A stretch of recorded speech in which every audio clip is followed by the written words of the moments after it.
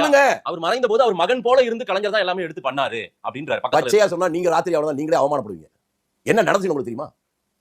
காமராஜ் இறந்த உடனே அன்னைக்கு தமிழ்நாடு காங்கிரஸ் கட்சி தலைவர் பா. ராமச்சந்திரன் ராஜாராம் நாயுடு அப்ப எம்எல்சியா இருக்கிறார். அவரை கூப்பிடுறாரு. கூப்பிட்டு வந்த உடனே ஏன் அவரிடம் அவர் சொல்றாருன்னா, அப்ப ராஜாராம் நாயுடு கருணாநிதியிடம் மிக நெருக்கமான நட்பில் இருந்தார். எங்க அடக்கம் பண்றதுன்னு அந்த நேரத்துல பாராவுக்கு அந்த பீச்சிலேயே அங்கேயே இவரை அடக்கம் பண்ணா நல்லா இருக்கும் தோணுது. சரி, இவர் அவரை கூப்பிட்டு அவர்கிட்ட சொல்லி அனுப்புறாரு. அவர் போய் பேசிட்டு திரும்பி வந்து அவர் இவர்கிட்ட சொன்னது என்னன்னு தெரியுமா உங்களுக்கு? சொல்லுங்க. முதலமைச்சராக இருக்கிற போது ஒருவர் இருந்தால் அவனுக்கு இங்க அடக்கம் பண்றது இருக்கும். இவர் முன்னாள் முதலமைச்சர், அதனால முடியாதுன்றார். அவர் வந்து திரும்பி பாராட்ட சொன்னதுக்கு அப்புறம் தான் அப்ப இவர் கூடி கூடி கூடி கூடி பேசி இன்னைக்கு அதை பத்தி ஓரளவுக்காவது கொஞ்சம் சொல்ல முடியும்னா இவர் சொல்லலாம். நெடுமாறன் என்ன சொல்லலாம், அவருக்கு தெரியும். சொல்லுவாரா இல்லையா எனக்கு தெரியாது. எனக்கு எப்படி தெரியும்னா, அந்த அப்பவே நான் வந்துட்டேன். பாராவிடம் மிக நெருக்கமாக இருந்தாலும் அந்த பேச்சுவார்த்தை நடக்கிறவங்க பக்கத்துல இருந்தேன். என்னுடைய தலையெழுத்து எல்லாத்துக்கும் நான் சாட்சியா இருந்தேன். அப்ப